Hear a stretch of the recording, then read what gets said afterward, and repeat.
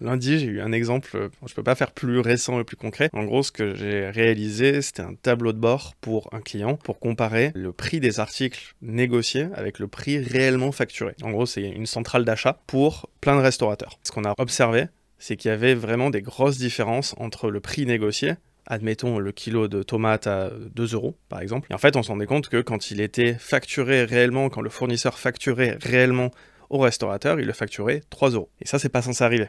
Parce que forcément, le prix négocié, c'est 2 euros, le prix vendu, c'est 2 euros, réellement facturé, c'est 3 euros. La mission, elle coûtait, je crois, pas grand-chose en soi, c'était une dizaine de jours. Grâce à des calculs, on a à peu près économisé 240 000 euros annuellement, ce qui, tout d'un coup, est beaucoup plus plaisant.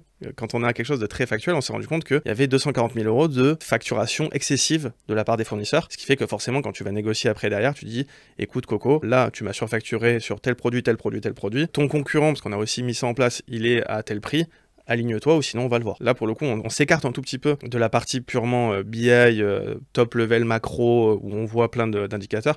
Là on est vraiment sur le terrain. C'est des outils qui sont utilisés de BI par des commerciaux qui vont négocier avec les fournisseurs. Et là sur le coup c'est activé Oui, direct. là, on accompagne la performance, c'est-à-dire qu'on c'est Ah le là oui, pilotage de la oui. performance. Je sais qu'il y a très souvent cette imagerie de la data un peu nébuleuse, des grands chiffres pour les dirigeants. Alors oui, ça sert à ça aussi, mais ça sert aussi sur le terrain pour être juste plus efficace.